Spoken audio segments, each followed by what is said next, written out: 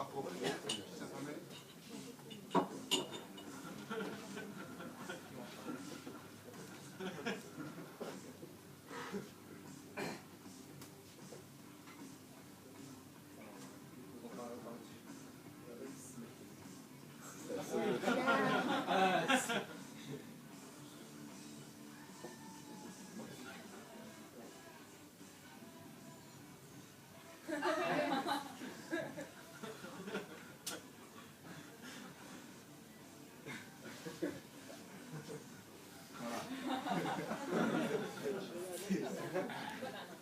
Un hommage à mon collègue François.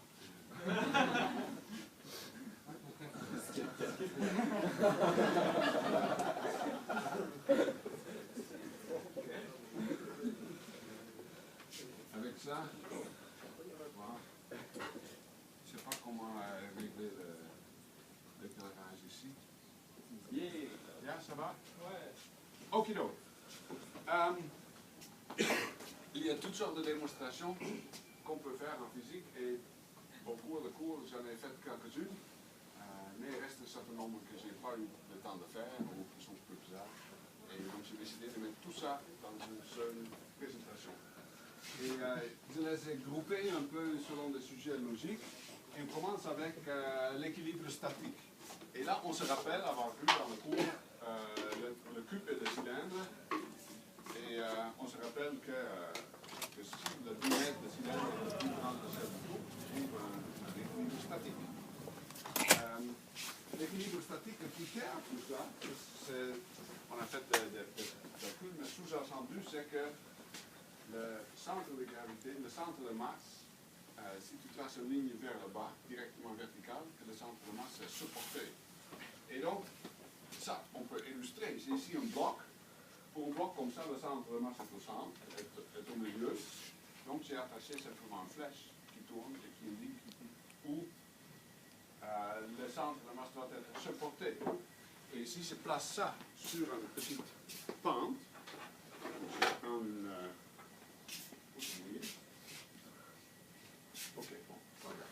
si je place ça sur une pente, autant que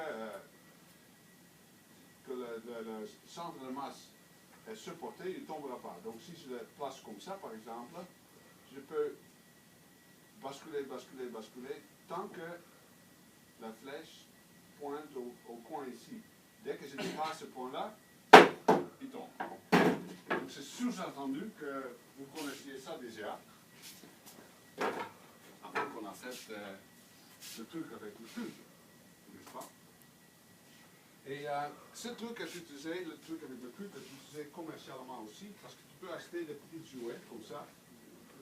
Ça semble un oiseau. Qui, c'est là un bon petit pour chercher un bébé, mais le truc c'est que tu peux le placer sur un support et il se tient en équilibre. Comment ça? Parce qu'il y a des morceaux de plomb au bout des ailes. Et donc, s'il bascule, le centre de masse, qui est effectivement en dessous le point de support, et quand il bascule, le centre de masse monte. Donc, il va rechercher son équilibre. Son équilibre est stable. Et ça, tu peux aussi fabriquer des choses toi-même. Donc, tu peux...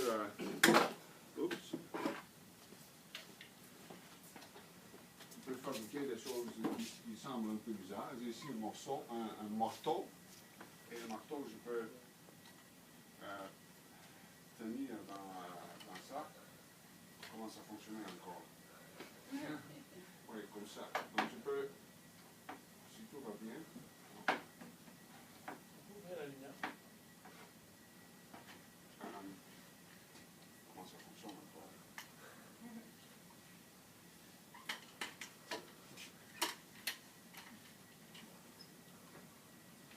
Ok, chaque année il y a quelque chose qui ne marche pas. Cette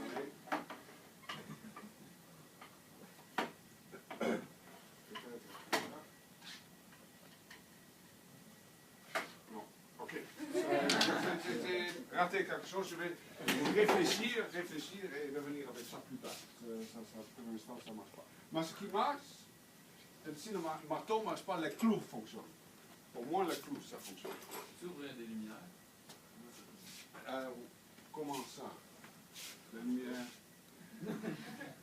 Parce que là, il y a des boutons marqués 1, 2, 3, mais ils font toutes sortes de choses. Comme ça? Ça va mieux, hein? On peut voir? Ok. Donc j'ai ici des clous. Et je peux garder tout ça en balance sur un doigt. On met ça sur un doigt. Et puis balance.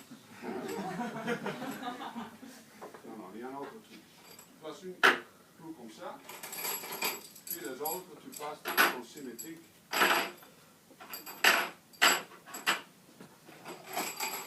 Sur le clou centre.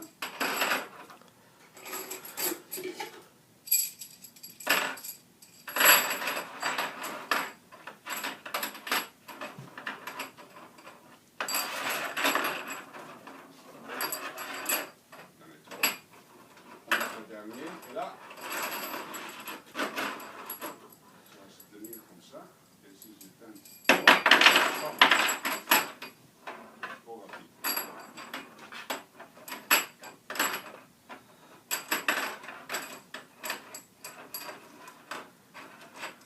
Deuxième tentative. Est-ce que ça va aller?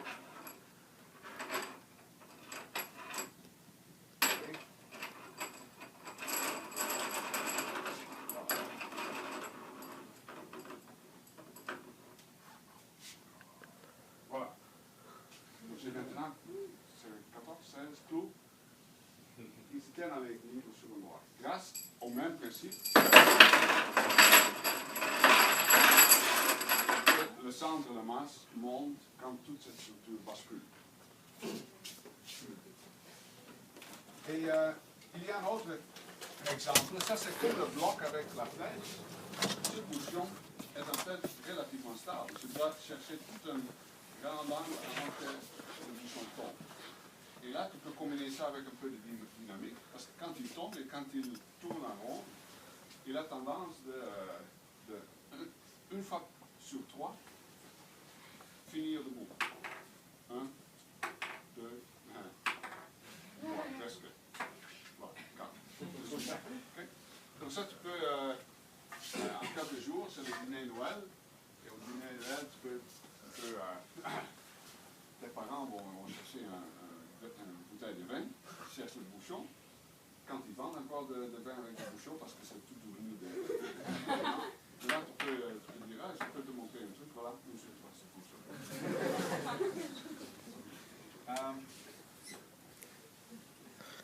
Il y a une variante de ce truc avec de monnaie. Et ça, il faut peut-être que je lance le caméra pour mieux voir. Ça c'est... oui, il y a une caméra ici, parce qu'il y a une caméra document ici. Si tout va bien. Wow. Ok, donc j'ai ici, enchanté, c'est pas très clair, mais j'ai $1, 25 sous et $1. Et je tiens ça dans ma main. Et si je laisse tomber, une fois sur 3 encore, voilà, il arrive comme ça. Okay, donc je laisse tomber $1 avec un 25 sous entre les $2. Quand ça arrive, ça tombe avec le 25 sous vers le bas. Chaque fois. Okay. C'est une variante de ça. C'est une variante aussi de l'expérience que je ne vais pas faire ici, qui concerne le toast. Quand tu mets le beurre sur le toast, tu laisses tomber, il tombe toujours sur le côté beurré, n'est-ce pas? Il y a une classe de physique où on faisait l'expérience. Il y avait 30 élèves, 30 avaient mis de beurre sur un sandwich, on laissait tomber. Il y a 29 qui tombaient sur le côté beurré, et là, une, là. Donc on l'a regardé. Et bel et bien, le beurre était sur le mauvais côté.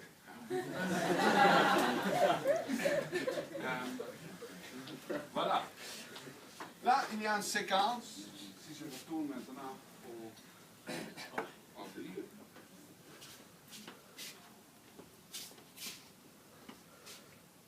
L sur 2 plus L sur 4 plus L sur 6, etc. jusqu'à n, n termes, est une série dont la somme devient quelque chose avec ln. Mais pour cette valeur de n, c'est plus grand que 1. Pourquoi est-ce que c'est amusant?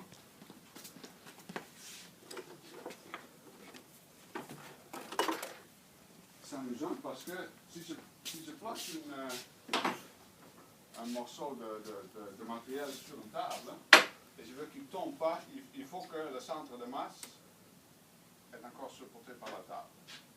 Donc, le centre de masse ne peut pas être plus loin que L sur 2 du bout de table. L sur 2, c'est ici. Mais je peux placer, aussi, au lieu de placer ça sur une table, je peux placer ça ici. Maintenant, le centre de masse de cette structure, mesuré à partir d'ici, c'est 1,5 plus un quart. Le centre de masse pour ça, c'est 1,5 plus un quart plus un sixième. Et donc, je peux, si je continue de bâtir une structure comme ça, je suis capable, on doit être capable, pas nécessairement moi, on doit être capable de bâtir quelque chose qui dépasse totalement la table. Et c'est ce qu'on voit déjà ici. Donc là, tout ça maintenant, 7 morceaux de bois ici. Son centre de masse est plus loin que L sur 2 de la table. Il y a une autre façon de faire ça, qui est plus facile, c'est avec une structure symétrique. Tu peux faire quelque chose comme ça. Donc ça c'est un peu plus de façon de construction. Mais là tu vois que j'ai aussi une structure où, voilà, lui est maintenant complètement séparé. Je ne sais pas utiliser le col ou rien du tout, c'est juste équilibre statique. Si tu ne veux pas couper les morceaux de bois, parce que c'est quand même investi $220 et 3 sous quelque chose. Tu peux aussi utiliser des cartes. Des cartes. 6 par 8. Et avec cartes, un pack de cartes maintenant, cela n'est pas complète, mais si c'était complète, j'en ai 52. 52 cartes, un jeu de cartes. Et donc si n est 52, ce nombre devient assez grand. Donc tu peux imaginer que tu peux facilement construire quelque chose qui est toujours en équilibre et où le quart dépasse vraiment par beaucoup le bout de table. Équilibre statique.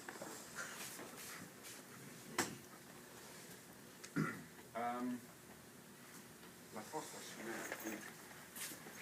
Ça aussi, c'est un exemple d'un équilibre, si je trouve ça. J'espère que ça va fonctionner. C'est pourquoi c'est mouillé, parce que je vais amener de l'eau.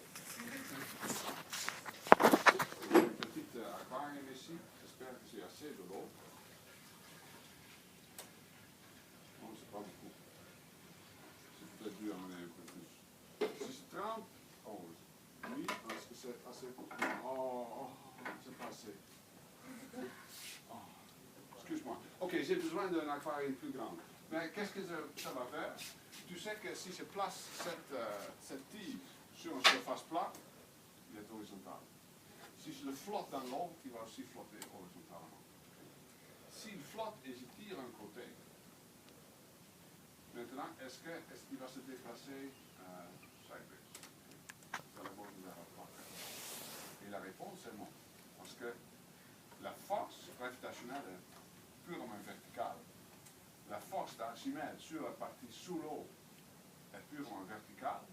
Et la force que la corde exerce est aussi purement verticale. Donc il va toujours avoir son bout ici. La corde sera toujours verticale. Donc si je le déplace, il va me suivre. Fabrique-toi une petite machine comme ça, et l'été prochain, quand tu es dans la piscine, tu peux expérimenter. Je regrette que ce n'est pas assez grand.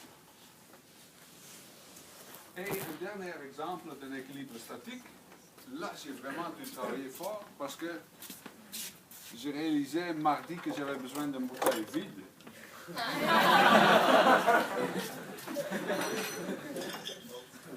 Et cette bouteille vide, je vais passer ça.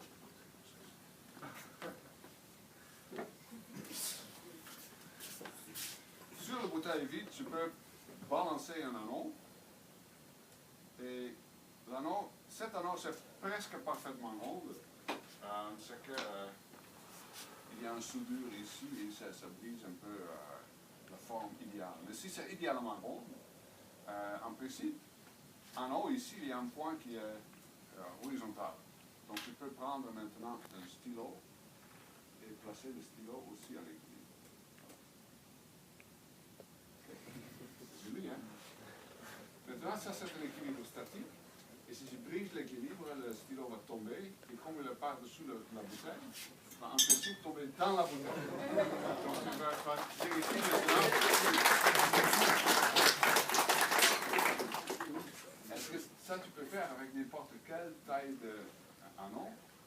Non, parce que si l'anneau devient assez grand, même si le stylo est parfaitement aligné, à un certain moment-là, comme la Terre tourne, et comme la vitesse linéaire, c'est phi point fois r, okay, et pour la bouteille, c'est la rayon de la Terre, pour le stylo, c'est la rayon de la Terre plus l'auteur, plus h, okay. Sa vitesse linéaire sera plus grande. Donc il y a un certain moment donné où l'expérience ne fonctionne plus. Donc j'ai bien calculé que la taille de l'anneau.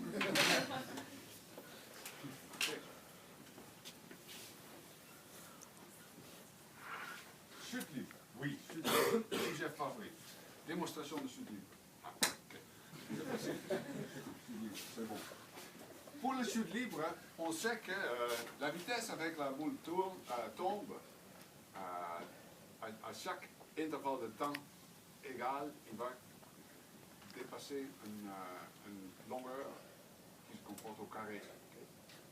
1, 2, 4, 9, etc. Toujours le carré. Comment peut-on vérifier ça? Bon. C'est ici une corde. Et sur cette corde, j'ai monté des écrous. Et je peux laisser tomber la corde avec les écrous. Et en principe, comme la distance entre les écrous sont égales, quand ça tombe, la vitesse avec les tombe va augmenter rapidement dans le temps. Donc ça va faire quelque chose comme tac, tac, tac, tac, tac, tac, de plus en plus vite, n'est-ce pas? Et je vais maintenant chercher un support. Je pense que si tout va bien, j'ai un support en bois ici.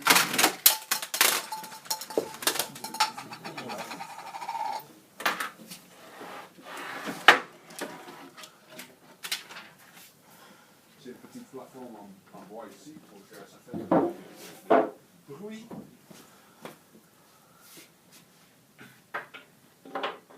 Donc, si je laisse tomber ça, tu dois être capable d'entendre que le temps d'arrivée diminue selon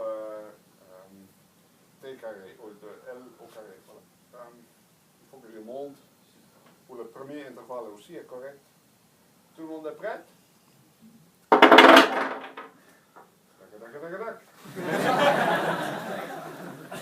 Mais là, tu peux dire c'est pas trop convaincant parce que c'est clair que ça augmente, le rythme augmente avec le temps, c'est un rythme qui accélère, ça c'est vrai, mais c'est difficile de quantifier ça. Et donc je peux faire une autre tentative avec cette fois-ci un ficelle sur lequel j'ai monté encore des écrous. Mais maintenant, c'est la distance entre les écrous qui augmente avec le nombre d'écrous. Donc ça commence avec 5 cm et puis ça commence avec 1 cm, puis 4, etc. Une séquence qui est calculée de sorte que si je laisse tomber ça, maintenant, comme la distance entre les écrous augmente, c'est le temps d'arrivée qui demeure égal. Okay. Et donc si je laisse tomber ça, on doit maintenant être capable d'écouter un rythme stable. Tac, tac, tac, tac, tac, tac. Okay. Tout le monde est prêt? Oui.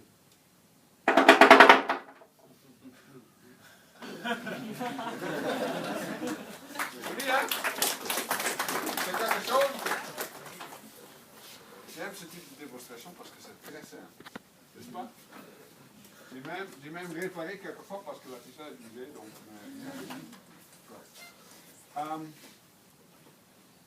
et chute libre, c'est toujours un chute avec la même vitesse. La vitesse, c'est calculé, G, c'est toujours pareil.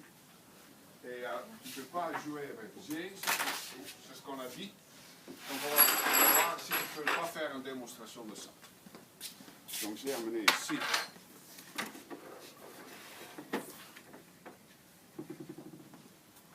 Ça. J'espère que tout le monde peut voir ça.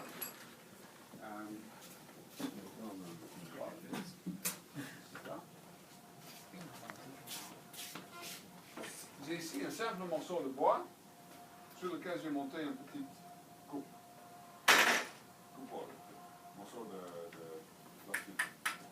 Et en fait, je vais peut-être chercher un morceau de papier ou quelque chose. Non, je ne sais pas. Pas grave. Si je monte et je place une balle ici et je laisse tomber, la balle va une ligne droite vers le bas ici correspondre avec le point où va se trouver la petite coupe ici, n'est-ce pas? Mais ils vont aller en chute libre, donc en chute libre, là, la balle ne peut jamais dépasser la petite barrière pour entrer le coup. Mais en fait, ce qu'on observe, c'est justement ça qu'il fait. C'est pas toujours clair. Oh. Il ne veut pas rester dans son... il ne veut pas rester là-dedans, mais il tente d'entrer. Et il sait pas, tu peux peut-être... Non, ça c'est trop gros. Il y a un morceau de papier ici.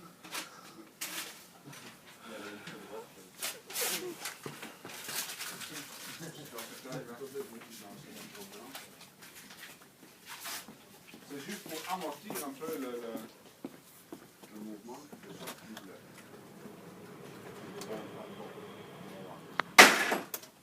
Il est bon. Mais tu vois, même s'il ne veut pas rester dans son tu vois qu'il est capable de franchir l'auteur et de tomber là-dedans. Il rebondit. Il tombe après. D'autres années, j'ai réussi à le faire qu'il reste là-dedans.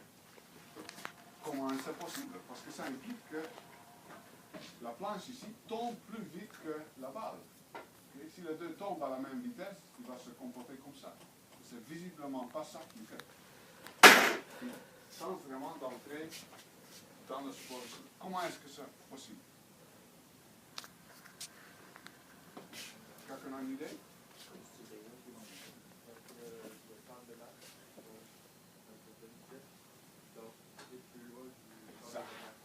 Exact. Le centre de masse pour la planche est ici. C'est le centre de masse qui tombe à la même vitesse que la balle. Okay. Accéléré par G. Comme ici ça ne tombe pas, il faut qu'il tourne. Okay. Et donc le côté ici tombe plus vite. G.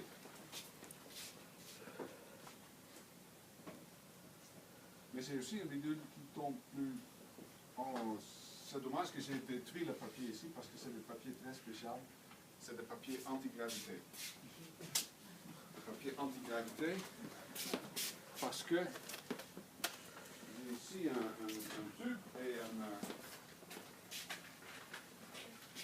petit morceau. Oh, toutes mes supplies sont un peu... voilà. Un tube droit, puis un petit cylindre. Le diamètre externe du cylindre est plus petit que le diamètre interne du tube. Donc, si je passe le support ici, il va tomber. Mais maintenant, je place la papier anti-gravité sur la table et j'ai mon cylindre dans le tube.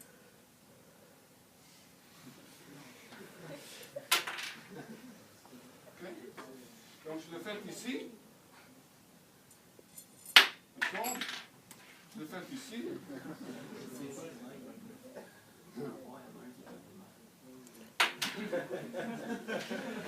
Voilà, c'est vrai que j'ai deux cylindres que je laisse tomber, mais le cuivre n'est pas magnétique. Oui, mais il y a un courant. Ah, oui, c'est ça. Ça, c'est un aimant fort, mais quand l'aimant tombe, chute. Localement, ce que le cuivre sent, c'est un champ magnétique qui change. Un champ magnétique qui change, va induire un courant. Donc il y a un courant qui va circuler dans le cuivre. Et le courant qui circule va lui-même générer un champ magnétique qui va ralentir l'aimant qui tombe. Induction, c'est un frein magnétique. C'est comme ça fonctionne le frein magnétique. C'est joli, hein? C'est bon que l'aimant n'est pas plus fort que ça, parce que sinon le cours ne terminera jamais. On entre là-dedans. 5 questions? Oh, le papier, non, ça c'est une blague. Pas de rapport.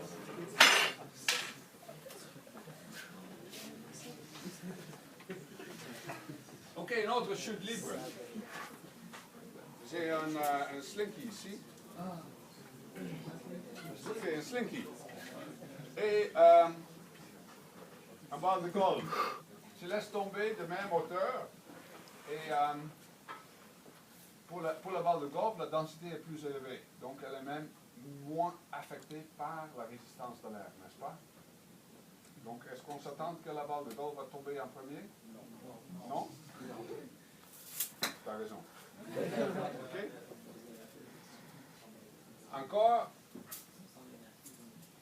Oui, c'est ça. Tu peux faire le calcul détaillé de ce qui se passe avec chaque petit élément de ressort, parce que chaque élément est à quelque part extensé, donc il y a les forces de ressort vers le haut, vers le bas, il y a la gravité vers le bas, mais c'est beaucoup plus facile de calculer où est le centre de masse de toute cette structure, c'est de faire quelque part ici.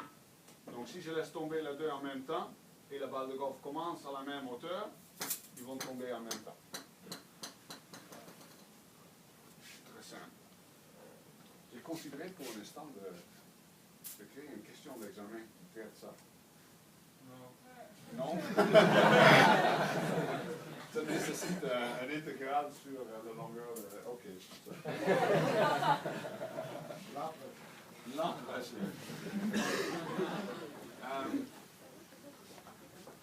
oui, et donc, quand je laisse tomber lui, il fait une rotation, okay? Mais le fait qu'il fait une rotation nécessite qu'il y ait une sorte de force cohésive dans le poids. Okay? Si tu imagines le poids comme un morceau de molécules qui ne tient pas ensemble, et si je laisse tomber, chaque molécule va faire un expression libre vers la bas. Le fait que ça fait une rotation est grâce aux forces cohésives dans le poids, n'est-ce pas? Et donc, de temps en temps, il y a un cheminée qui est construit, qui est détruit, et là, vous pouvez imaginer si je installe une structure avec des briques verticales comme ça, et je laisse tomber, maintenant, c'est clair que ça ne peut pas tomber dans la même forme que ça, dans sa version verticale. Parce que quand ça va pas tomber comme une planche entière, parce qu'il n'y a pas de force cohésive entre les morceaux. Donc à un certain moment donné, tu vas voir que ça va tomber en morceaux. Parce qu'il manque de force cohésive. Et ça, tu peux le voir aussi quand il y a une cheminée de l'usine qui est dynamitée. Quand ça tombe, tu vois que ça ne tombe jamais en une partie, ça va toujours briser à quelque part au milieu. Et c'est clair que la force adhésive fournie par le ciment sont assez forts pour soutenir tout ça. Là, quand on parle des explosions, rien à faire avec des explosions, il y a peut-être aussi des aspects humains On peut utiliser le chute libre pour mesurer le temps de réaction. Si par exemple, quelqu'un en avant ici veut placer sa main sur la table comme ça, je vais laisser tomber une règle et je peux lire maintenant la position où tu l'as capturé comparé avec la valeur initiale. Je vais faire un théorie, je le place comme ça, je vais mettre à 50, je laisse tomber, voilà, là à 75, donc c'est 25 cm. 25 cm, son temps de réaction c'est 25 cm. Évidemment, tu peux placer la courbe de chute libre et si je fais baisser ça,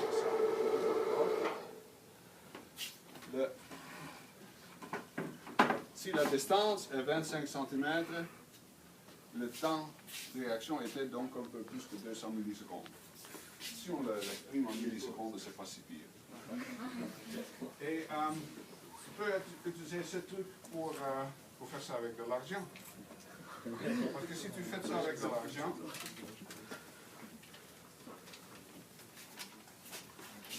évidemment, si je compare ça, ça c'est 15 cm. 15 cm. Donc si tu as un temps de réaction plus vite que 200, je vais faire un deuxième temps de réaction. Oh! J'avais de la motivation. Tu l'as anticipé. Parce que tu triches.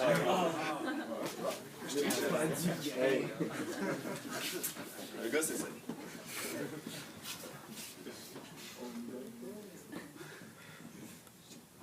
Oh, oui. Ça, c'est déjà fait.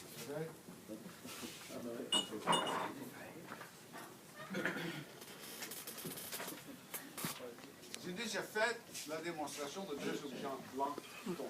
Comme les deux sont blancs, ils vont tomber à la même vitesse.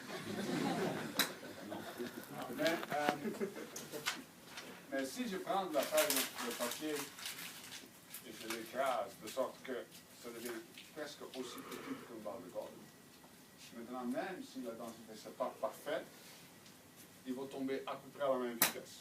Et seulement la balle de golf rebondit par lui. Mais une autre façon de faire ça, je peux vraiment comparer maintenant la chute libre de deux objets différents. J'ai ici une tube.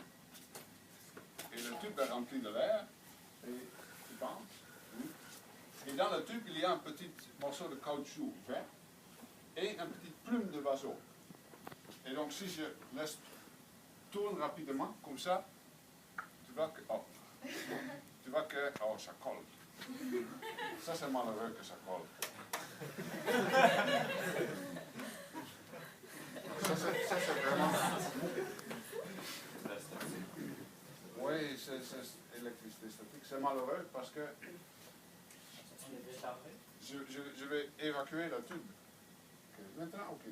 Tu vois que la plume elle descend, mais de temps en temps ça colle. Donc j'espère que ça ne va pas coller quand je l'évacue, parce que j'ai une pompe à vide avec moi. Donc je peux évacuer.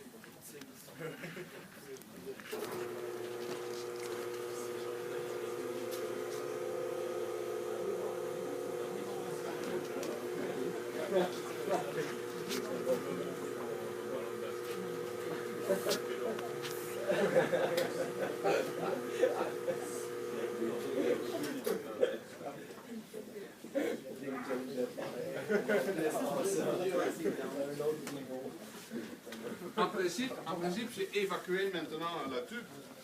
Et donc, si je laisse tomber, tu vois que peut-être pas aussi vite, mais ça tombe vraiment rapide. Malgré le fait que c'est une petite plume de... Tu vois? Ça fonctionne quand même, hein? Okay. Voilà. Donc ça, c'est chute libre sans résistance de l'air. Si j'ouvre le tube,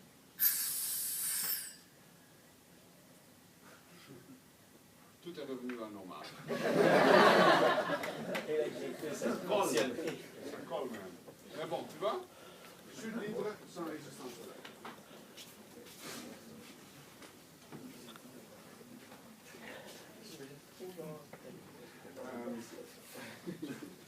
Ça mène quand on a le vide. Dans le cours, on avait parlé de l'hémisphère de Magdeburg. La version moderne, c'est un cylindre de Magdeburg. Donc ça, c'est un cylindre avec deux capes de fermeture. Et c'est seulement tenu ensemble par le vide, par la pression atmosphérique. Donc si tu veux bien tenir de l'autre côté, tu peux me supporter avec tout mon poids ici. Et ça ne s'ouvre pas. Mais si j'ouvre seulement le robinet ici, il y a de l'air qui entre dans le système et tu vas voir que c'est maintenant, c'est tout ce que c'est. C'était vraiment tenu ensemble par la pression atmosphérique. L'hémisphère de Magdeburg.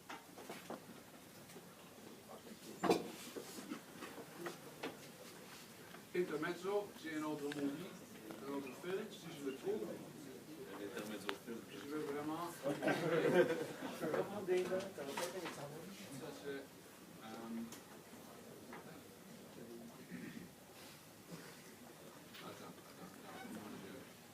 Hey.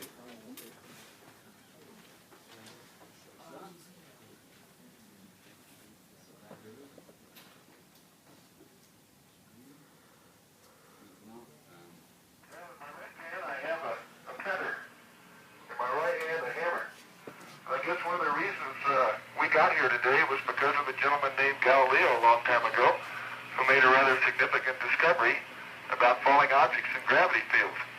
And we thought that where would be a better place to confirm his findings than on the moon. And so we thought we'd try it here for you. The feather happens to be appropriately a falcon feather for our falcon. And I'll drop the two of them here and hopefully they'll hit the ground at the same time. How about that? That proves that Mr. Galileo was correct in his findings. Voilà, c'est bon, on danse.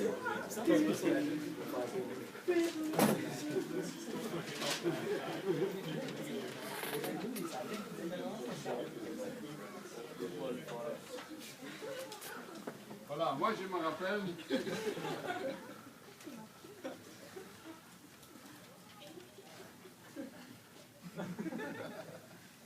Pardon?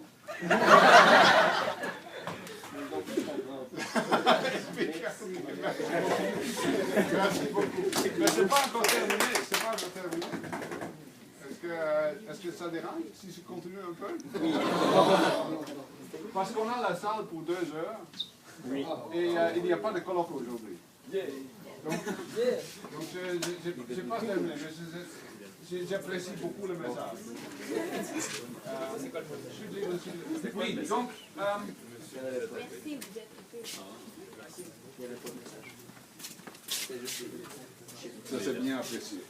Donc ça c'est une pente que le fils que Galilée a utilisé pour ses expériences. Je vais voir si je peux pas m'organiser. Voilà.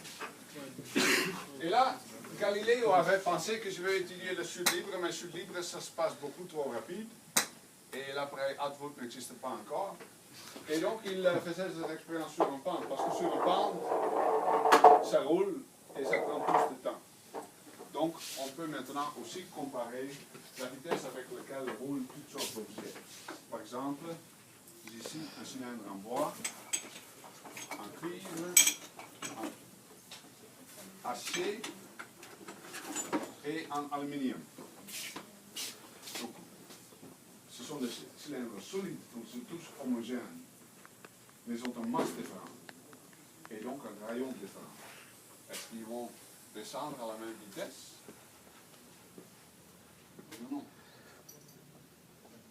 Je ne sais pas beaucoup qui osent répondre.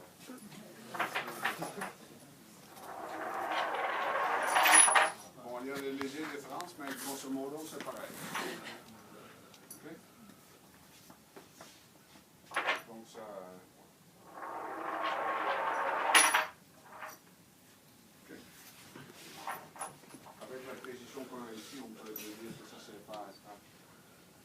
drastiquement différent. C'est autre chose. Je peux faire la même. C'est autre chose quand je compare quelque chose de ouvert avec quelque chose fermé, presque fermé. Donc ça c'est un disque solide, ça c'est un anneau. Si je laisse rouler les deux, lequel va gagner?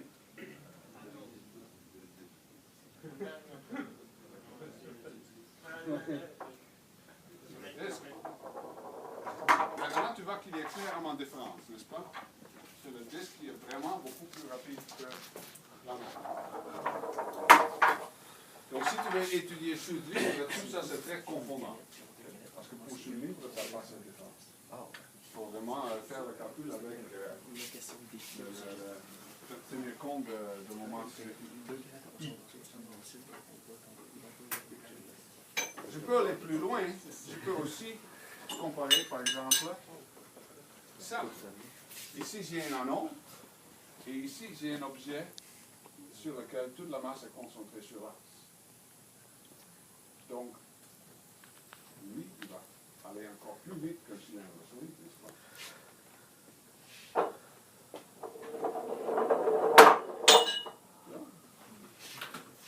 Lui, il va beaucoup plus vite aussi, beaucoup plus vite que le cylindre solide.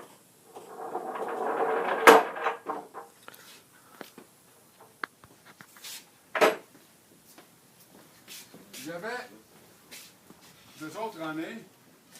Oui, ça c'est un cylindre solide. Ça aussi. Malgré ça, lui, il gagne.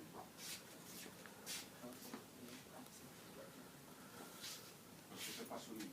Oui, normalement, je fais ça avec 2 tasses de jus, donc un qui est congelé, et l'autre qui est vraiment solide, l'autre est liquide. Et chaque année, c'est le liquide. Maintenant, le frigo ne fonctionnait pas. C'est refroidi mais pas gelé. Et c'est le liquide qui gagne. C'est pourquoi le liquide qui gagne. Il ne va pas nécessairement tourner avec les cylindres, il va tourner moins vite. C'est ça, c'est ça. C'est l'eau qui ne va pas tourner, l'eau va glisser vers le bas, c'est le cylindre qui tourne autour de l'eau.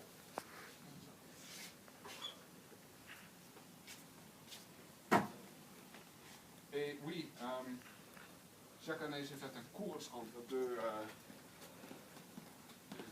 compétiteurs. Non, j'ai ici un chameau. Et je vais voir, ça ne fonctionne pas toujours parce que...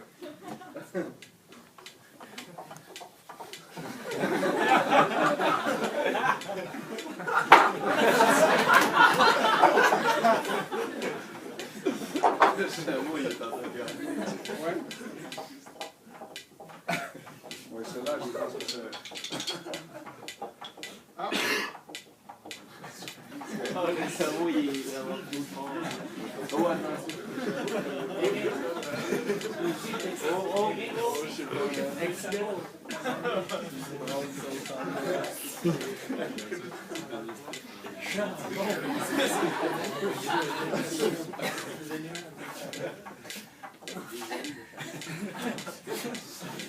Go, chameau.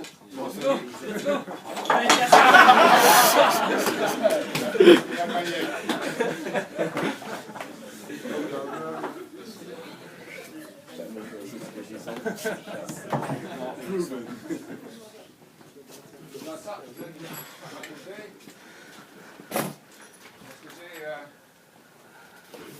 on entre maintenant dans force et accélération.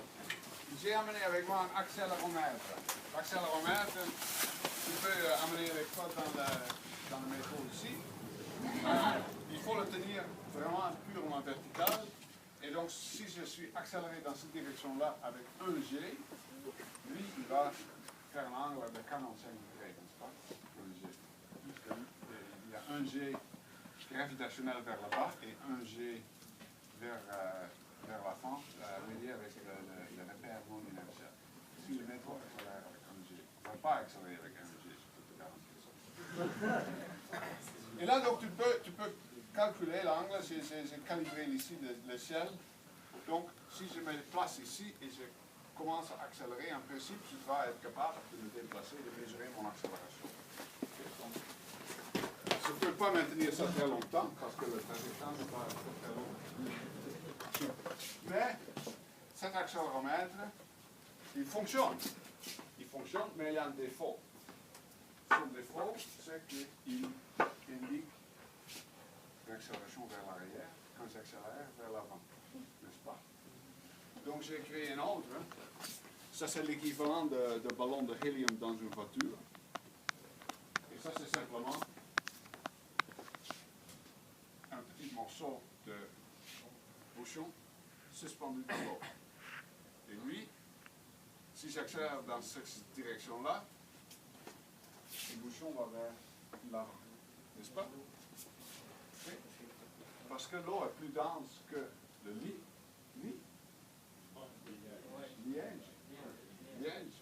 Et donc c'est la densité de l'eau qui va forcer le liège vers l'avant. Donc c'est le déplacement de liège qui indique l'accélération, mais cette fois-ci dans la bonne, mais j'ai pas mis une échelle. Okay. Donc ça m'amène à un jeu, je ne sais pas si je peux faire ça ici, c'est dangereux. Oui, Oh boy.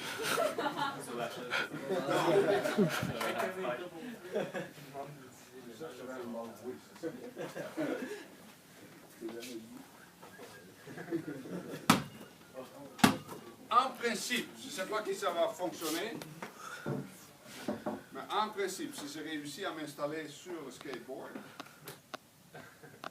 et je lance la balle contre le mur et bon, ça va pas. Peut-être j'ai dû amener un medicine ball.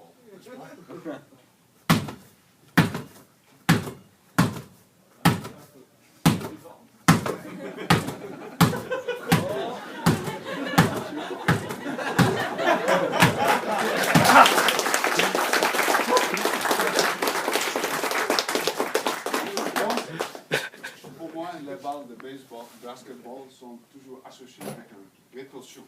J'aime pas le baseball. Donc ça fonctionnait, quoi. Interaction répulsive. Annonce sur papier, oui. Ça c'est bizarre. Je suppose que j'ai mon anneau ici. Je mets sur un morceau de papier. Si je tire le papier, est-ce que l'anneau va tomber? Il va aller où? C'est bizarre, hein? Qu'est-ce qui va se passer? Oh.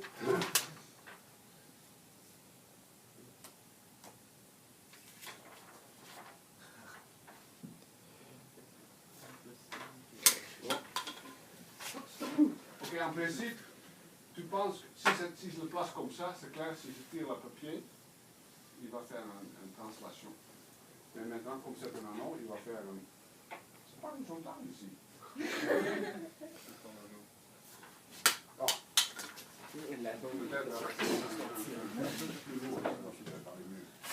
Voilà, c'est ça.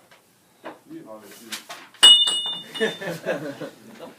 Ok, bon, l'idée c'est qu'il commence à faire une rotation et qu'il ne tombe pas. Parfois, il y a des expériences qui ne marchent pas très bien. Mais ce qui va peut-être marcher cette fois-ci, c'est un autre truc avec $1. Je peux placer $1 sur un petit morceau de papier. Est-ce que tout le monde peut voir ça? C'est difficile, hein? Mais voilà, je peux balancer un petit morceau d'argent sur le côté. Et en principe, ça ne va pas toujours fonctionner, mais oh, presque. En principe, c'est possible de... Voilà. Oui, hein?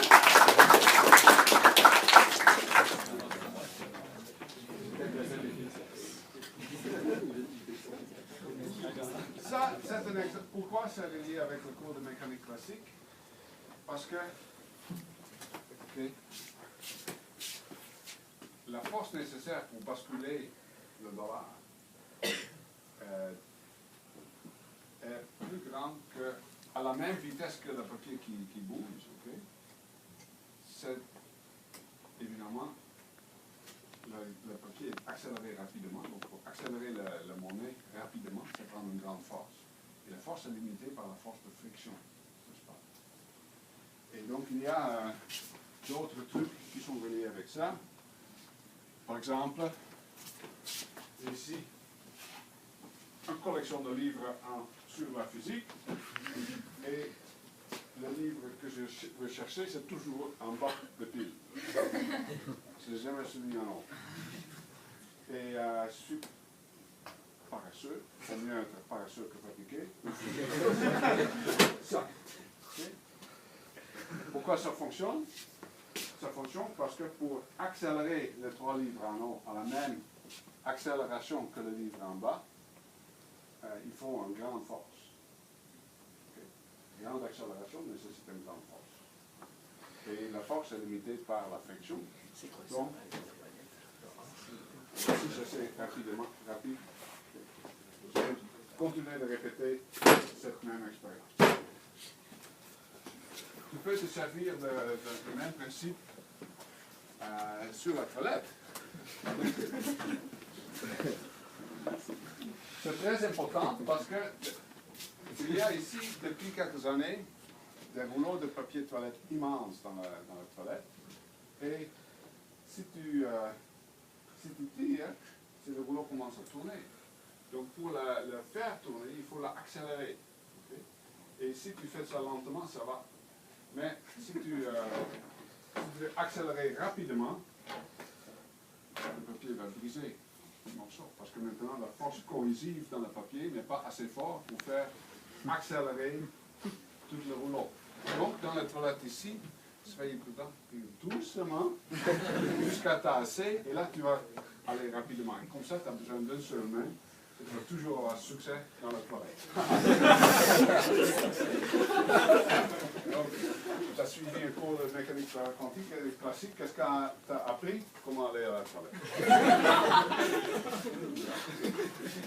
Donc, mais on est presque là. Newton, oui, on avait la machine de Newton.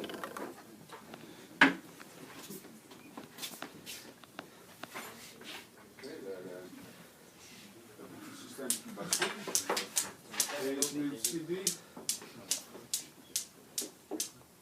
peut-être pas. Oh, c'est où ça? Je cherche une petite. Ceci. Ah, c'est ça que tu veux.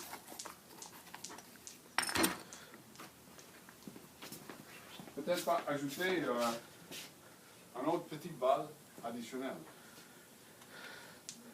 Donc si je place une petite balle additionnelle ici, on peut vérifier, parce qu'on avait dit que c'est grâce au fait que les masses sont égales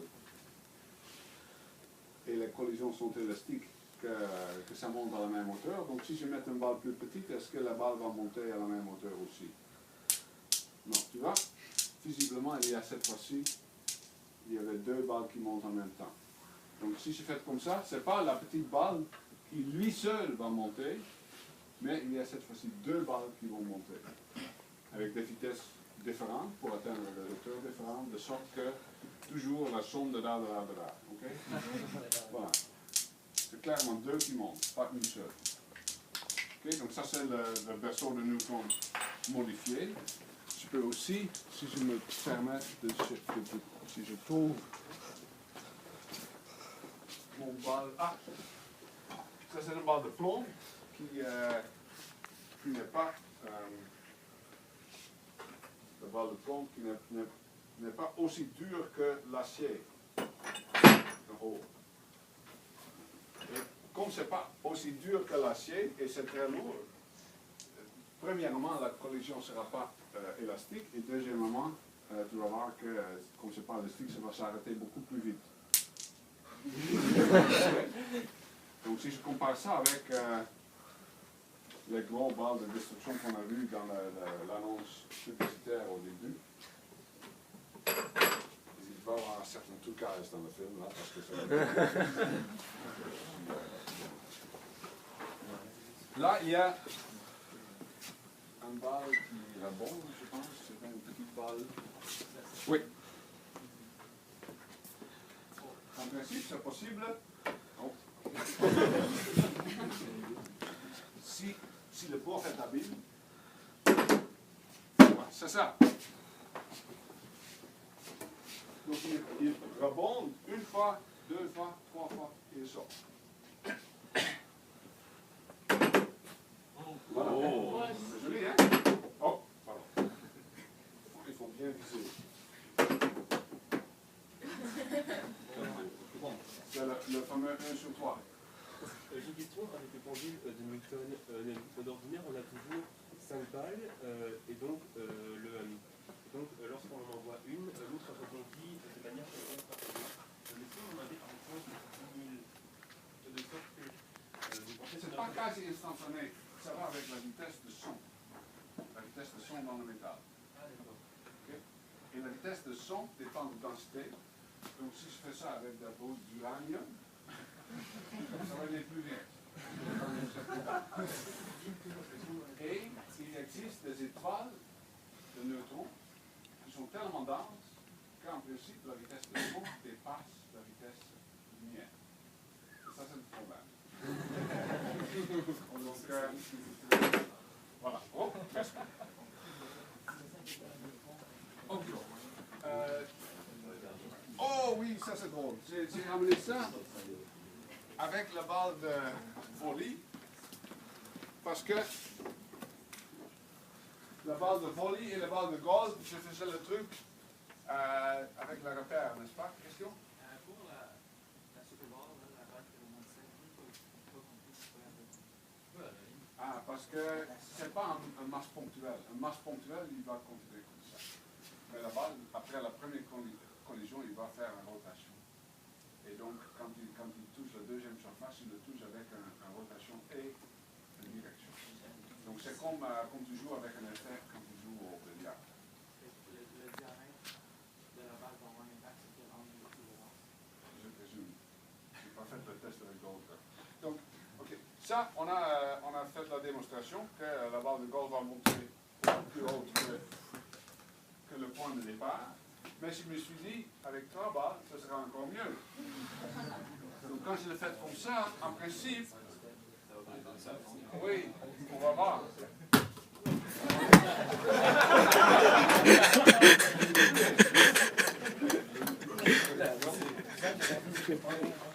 C'est un métier dangereux.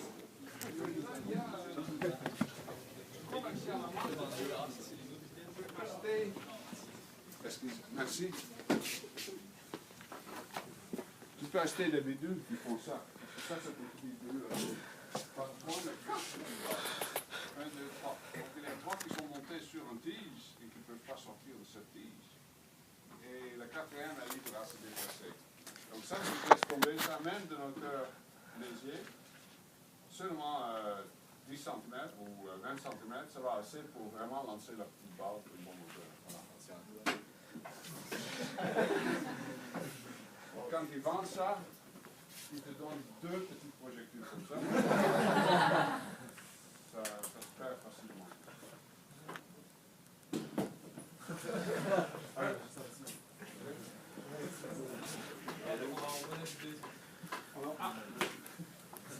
Donc voilà.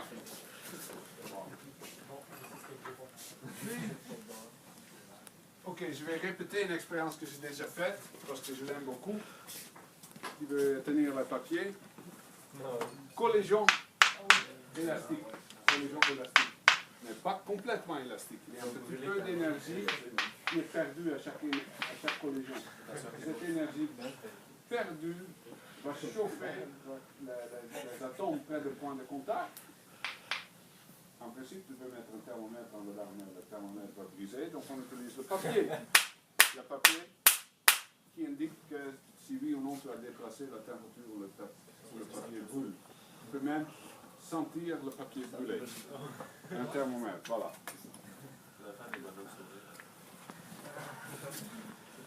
Donc ça c'est pour collision. Kepler.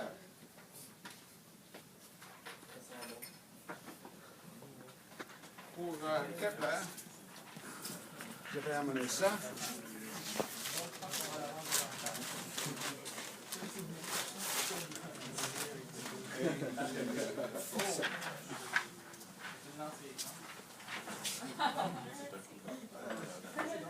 Donc j'ai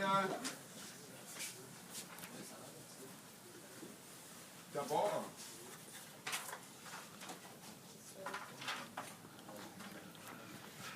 je dois préparer un petit. Qu'est-ce que j'ai ici? Je vais placer ça ici et allumer la caméra. J'ai ici un truc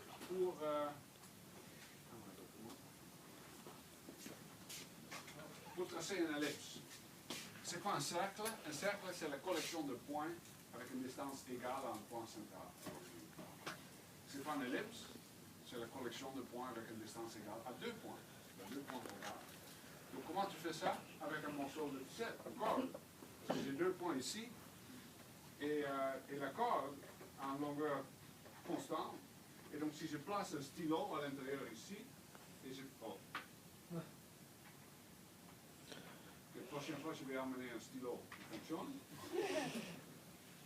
Mais je peux en principe, c'est pas très clair. Est-ce que c'est visible? Non. Non, hein? Non, il y a ici un petit morceau.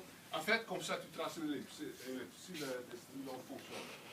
Ça, c'est supposé d'être un waterproof. Réformé après usage, c'est peut-être ça. De toute façon, donc là, tu as une ellipse. Et si je place maintenant, ça c'est une... dans le livre, on a fait des orbitales de Kepler avec... d'abord avec une particule dans un potentiel 1 sur R, qui est un potentiel causé par une masse fixe à l'origine. Et si je prends maintenant une grande boule, une petite boule, cette boule va chercher le centre de cette boucle. Et ici, il fait juste un va-et-vient, mais si je donne un certain moment L non nul, donc une vitesse tangentielle non nulle, il va décrire quelque chose qui en principe est une ellipse. Et maintenant, c'est malheureux que je n'ai pas réussi mon dessin parce que, en principe, tu peux passer ça là-dessus et voir que oui, c'est une ellipse. Mais bon.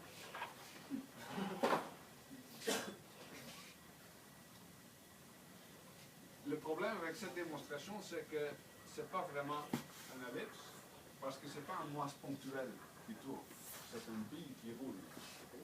Et donc, il y a rouler, c'est pas le même que se déplacer. Donc, ça complique un peu les histoires. Mais c'est pas grave. On a aussi joué avec le centre de masse. On a joué avec le ressort. Pour un ressort, en masse au bout d'un ressort, on avait calculé la fréquence d'oscillation, racine de K sur M. K était la force de ressort et M la masse de la bille. Est-ce qu'on l'avait calculé pour 2 masses? Je pense que non. Hein? Parce que si j'ai 2 masses au bout du même ressort, maintenant tout ce qui compte, c'est le coordonnée relative dans le système de centre de masse. Le coordonnée relative, si lui se déplace par x et lui se déplace par moins x, et le coordonnée x c'est maintenant 2x, n'est-ce pas? Donc le potentiel de ressort devient maintenant 1 demi par k fois 2x au carré, qui est 4 fois x au carré. Mais la masse c'est seulement 2. Donc la fréquence maintenant, c'est la racine de 4k sur 2m. Donc racine 2 plus élevée. C'est vrai, lui, il oscille à cette vitesse, comme ça.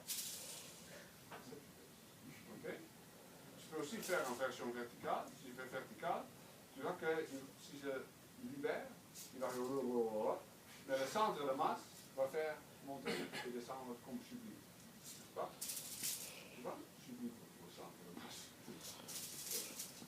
Donc ça, c'est un problème facile à résoudre avec les coordonnées. Oui, autre forme. On a... oh. Il faut maintenant ordinateur. J'ai ici le deuxième angle. Okay. Et les aimants interagissent effectivement avec un potentiel de dipôle, une interaction dipôle-dipôle, qui en dépense de distance 1 sur R carré. Okay? Mais pour les aimants ici, ils sont à l'intérieur de billes, et les billes sont de billes dures. Donc ils ne peuvent pas s'approcher plus que le diamètre de la bille. Donc à la diamètre de la bille, il y a quelque chose qui est très, très dur. Donc il y a ici un minimum. Et il peut donc faire des orbites, peut-être Kepler ou autres, pour une certaine énergie.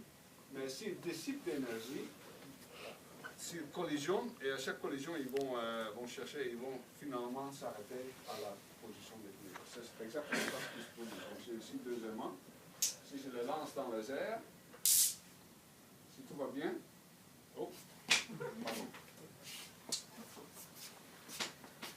C'est difficile parce qu'il faut le lancer comme deux billes séparées. Ah, t'attends, tac, tac, tac, tac. Ce qu'il fait tac, tac, tac, tac, tac, tac.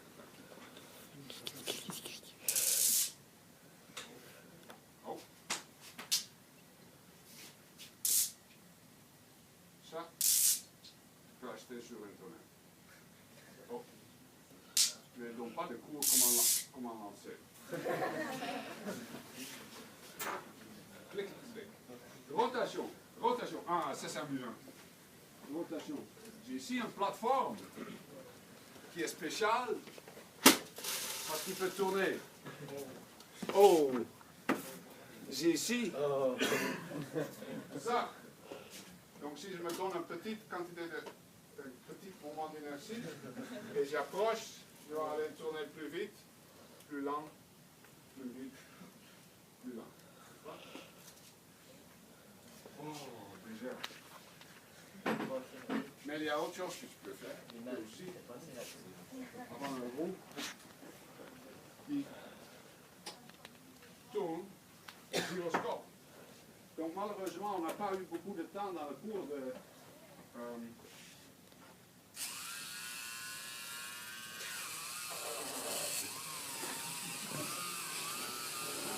ici un roue qui tourne très rapidement. Et l'avantage maintenant de ce roue, c'est que je peux prendre le support et tourner dans toutes sortes de directions, mais il va toujours tourner dans le même axe, n'est-ce pas? Dans la même direction. Parce que ça nécessite un transfert d'un moment de force pour changer l'orientation. J'ai un autre exemple de ça, évidemment, plus joli. Et là,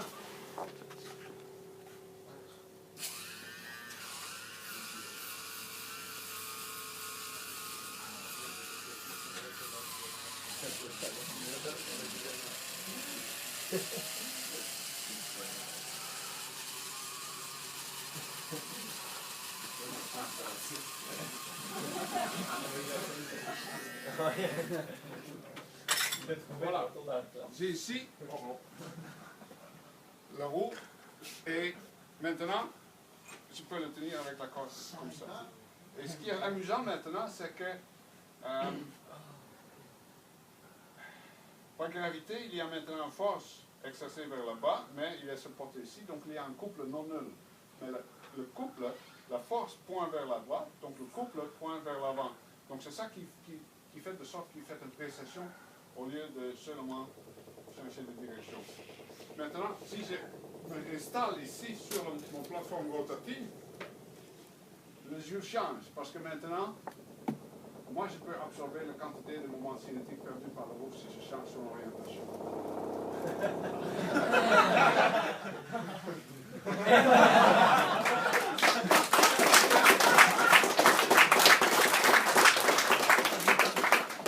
Voilà.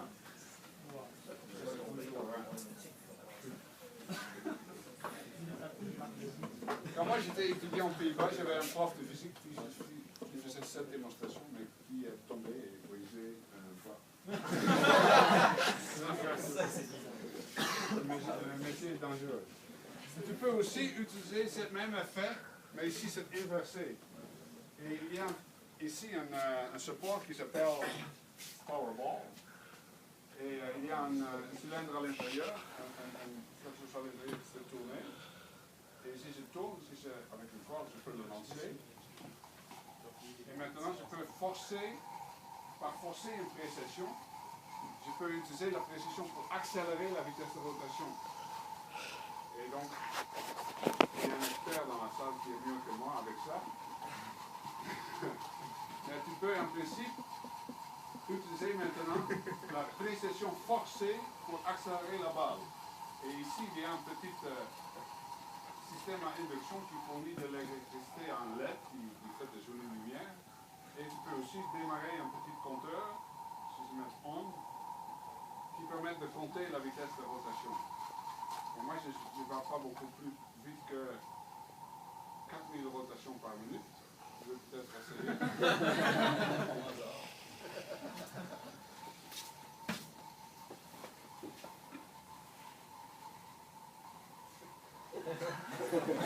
Let's go!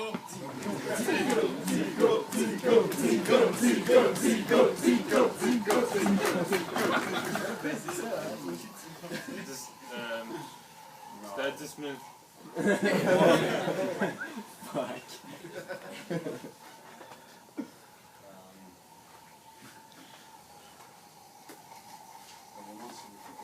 Continue. Oui, donc oui, le gouverneur. On avait donc, on se rappelle avoir vu ça. On se rappelle avoir vu ça. Ça c'est le gouverneur, version bizarre, mais la tête sur l'autre. Donc si je faisais une rotation forcée, oméga, il y avait un équilibre en angle tête en non nul. Donc ça, on se rappelle de la cour. Il y a un truc un peu similaire à ça, avec ça et ça. Tu dois, c'est un peu bizarre, mais j'ai ici un fer à forcer une rotation manuelle. Comment ça s'appelle, je ne sais pas.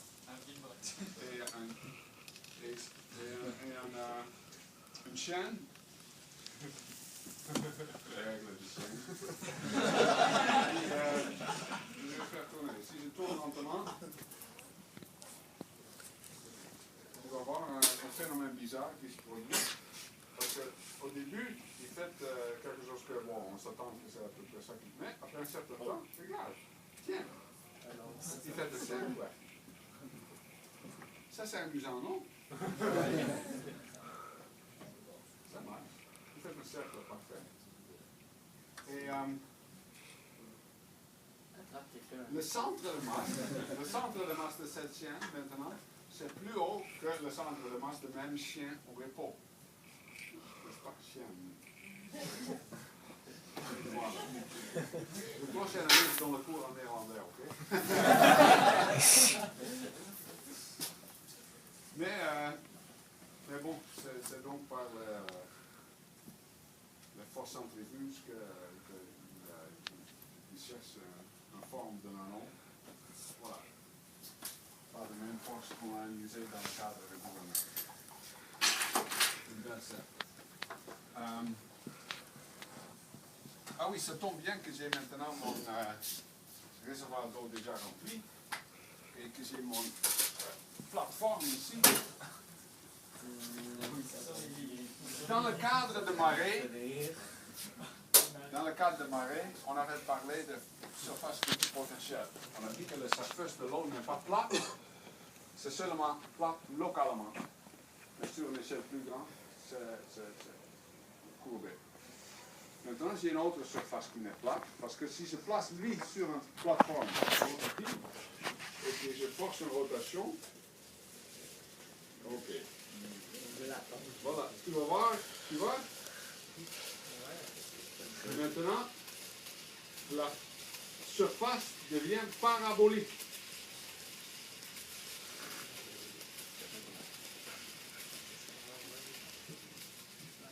N'est-ce pas?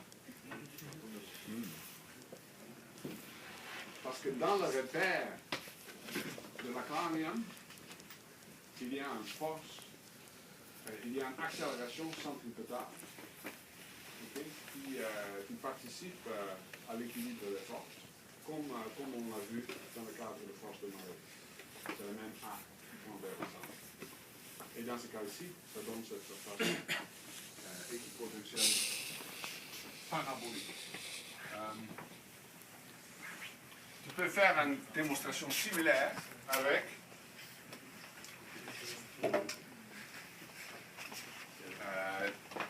ça. J'ai ici, avec des flammes, j'ai ici deux chandelles sur un protégé par des bouteilles, parce que sinon il y a trop de vent. Donc en principe, j'ai aussi un magicien.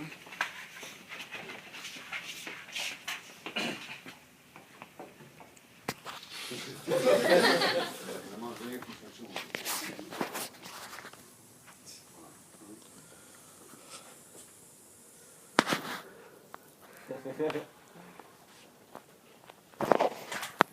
Évidemment, si je place la bouteille, à certain moment donné, l'oxygène sera consommé, mais ce n'est pas immédiat.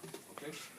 Et je vais probablement avoir assez de temps de faire l'expérience. Donc si je fais maintenant une rotation,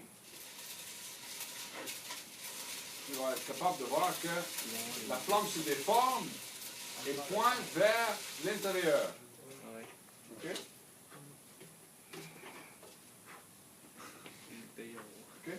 Donc, la flamme se pointe vers l'intérieur. C'est le même que le ballon de hélium dans un bateau qui l'accélère. Ce ballon va aller vers ici. C'est l'air léger qui normalement veut monter pour forcer vers l'intérieur. Tout est bizarre. Oui. Vous savez, mon plateforme.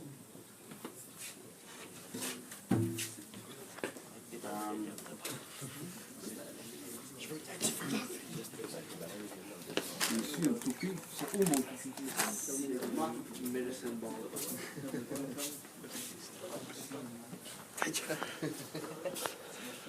Le toupie,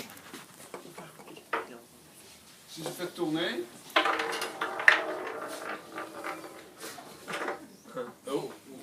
il change son orientation. Comment c'est possible? Parce que si je le laisse tomber comme ça, il fait comme ça. Donc son centre de masse est maintenant, ça c'est son position d'équilibre. Ça c'est la position d'équilibre. Donc le centre de masse est plus bas ici qu'autrement. Même si je le fais tourner maintenant, il monte. Son centre de masse est maintenant plus haut. Bizarre, hein? Je vous laisse penser à ça. Le toupie manipule les plus. Rotation osseuse. Ça, c'est amusant. Ça, c'est un objet. Oh, je peux faire ça ici, peut-être. Si je mets le caméra, un document. Je mets ça, peut-être.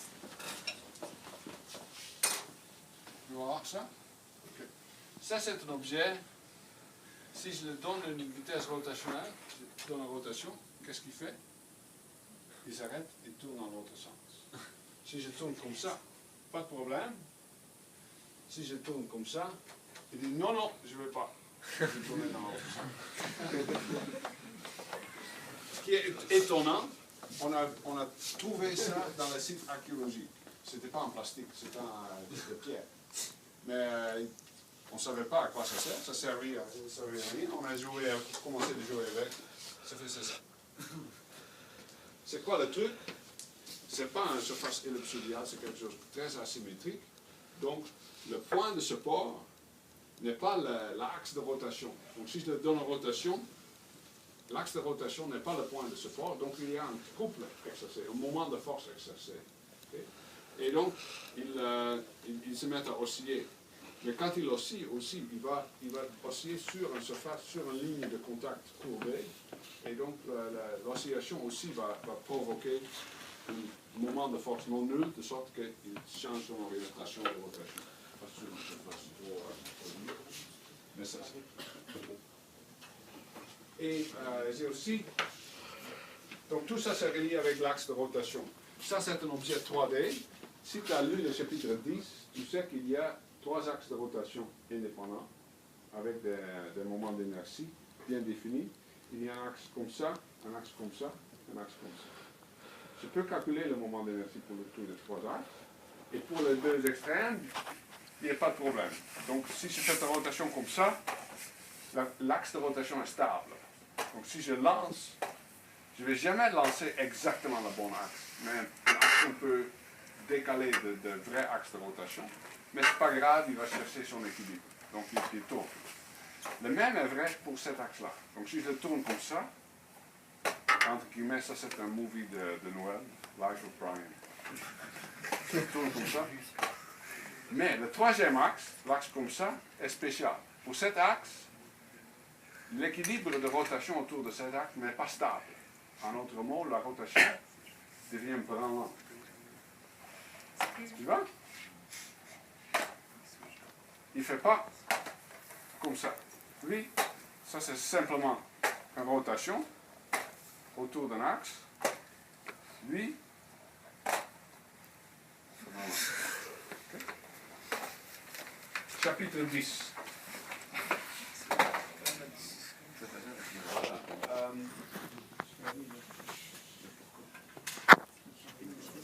Ça aussi, c'est amusant. J'ai une pendule. Ou peut-être je dois monter ça ici. Est-ce que c'est clair ici? Oui. Oui, hein? Ça, c'est une pendule. Et, mais il y a un aimant dans la pendule. Donc, je peux maintenant placer un aimant au centre. Et ce change maintenant, il est attiré beaucoup plus rapidement. Donc, il va osciller beaucoup plus rapidement. Mais ce qui est drôle, si je tourne l'aimant, pour repousser, maintenant, il ne veut pas aller au centre. Et je peux ajouter d'autres aimants pour créer une trajectoire un peu haut. Et là, rapidement, j'obtiens ce qu'on appelle un mouvement chaotique. Tu vois? Il ne sait pas où aller. Il va chercher toutes sortes de coins. Parce qu'il ne sait pas où son position d'équilibre. En fait, je peux créer plusieurs points d'équilibre presque stables qui sont tous à peu près la même hauteur. Donc il va bouger ici un peu et se déplacer, bouger là-bas un peu. Jeu exécutif, on appelle ça.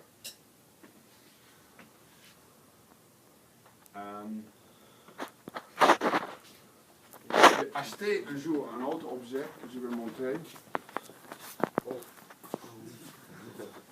Ça, c'est un canon à air.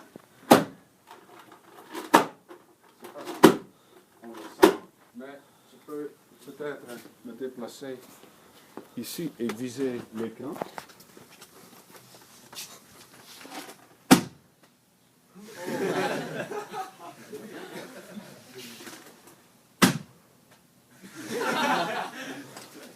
Et je vais faire une expérience parce que j'ai une expérience que je n'ai jamais faite, mais ça va peut-être fonctionner parce que j'ai amené avec moi un petit peu d'azote liquide. Et avec l'azote liquide, en principe, on peut faire un peu de bouée. Si je fais un peu de bouée, on va voir. Tu vois? Si tout va bien, il y a un anneau qui se déplace. Okay? Tu forces une quantité d'air par le trou ici. L'air qui est freiné par le bord du trou va sortir plus lentement, donc tu obtiens une espèce de donut qui fait une rotation. Et c'est donc la rotation donut, le donut qui se roule comme ça, qui a une espèce de, c'est pas vraiment un moment cinétique, quelque chose de plus compliqué, mais quelque chose de l'équivalent de moment cinétique pour un donut qui est conservé et qui fait de sorte que c'est une structure stable qui va se déplacer. C'est un anneau de fumée. Si tu as quelqu'un dans la famille qui fume, tu peux faire des anneaux de fumée sur la même principe. Et comme j'ai des autres liquides ici, on m'a invité de faire une autre démonstration qui est aussi très spéciale avec les morceaux que j'ai ici, ça sont des morceaux de superconducteurs. Ce qui est spécial avec le superconducteur, c'est pas un superconducteur à l'instant, mais ça devient un superconducteur quand c'est refroidi. Okay? Donc je dois le refroidir à azote liquide. Et une propriété d'un supraconducteur, c'est que ça va exploser le champ magnétique. Donc j'ai ici un aimant fort. Si je place l'aimant fort à côté, et une fois que le supraconducteur est refroidi, je peux en principe flotter le supra sur, je ne sais pas si c'est encore, si ça fonctionne déjà, je dois, c'est de même, en principe, on doit être capable de,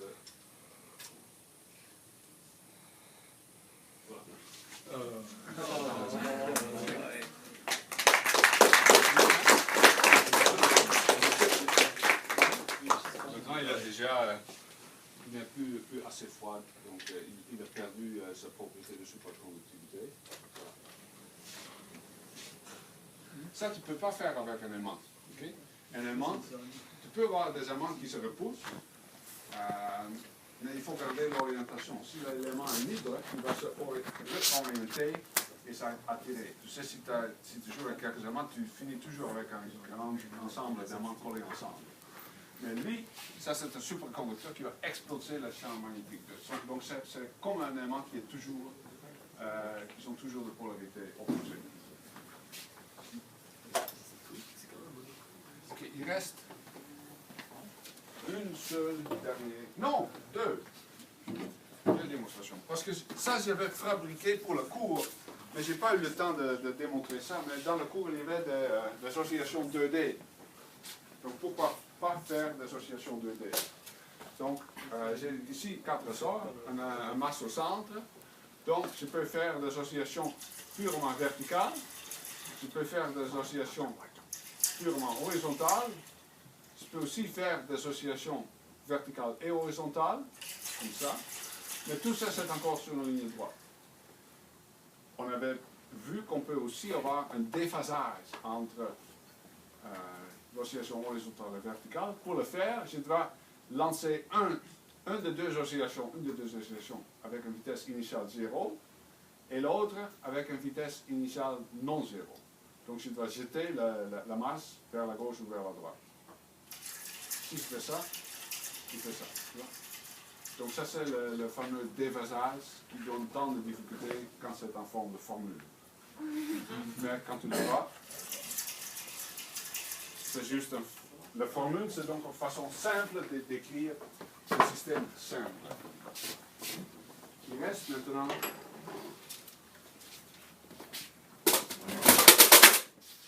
une démonstration qui est reliée avec la démonstration que j'ai faite pour le livre. Donc,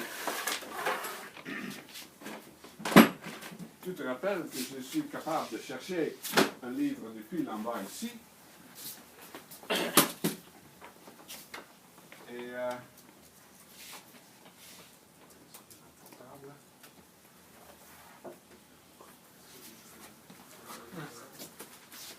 j'ai décidé de faire une démonstration.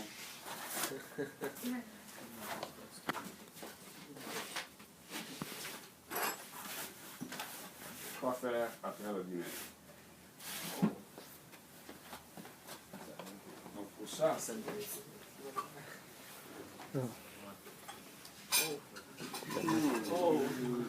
Oh!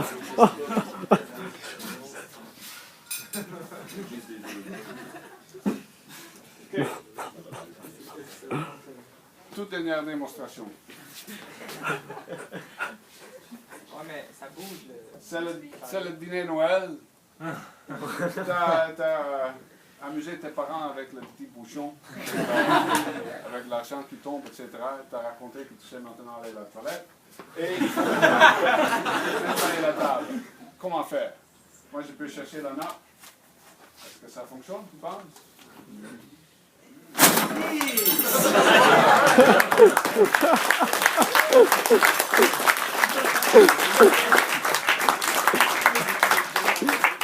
Ok. Ok, ça c'était la dernière démonstration. Merci de votre attention.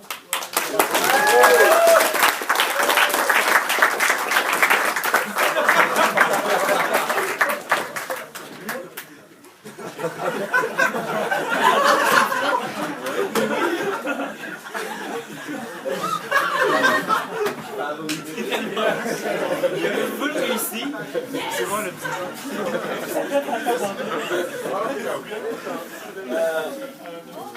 Voilà, à la prochaine.